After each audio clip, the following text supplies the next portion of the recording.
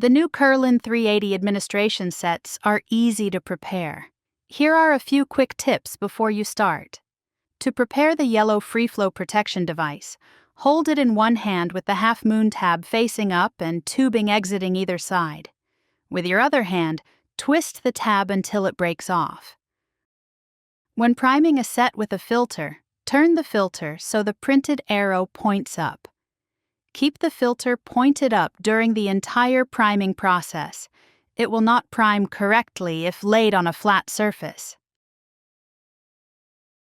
Once the tubing is fully primed, immediately close the slide clamp and hang the filter naturally with the arrow pointing down.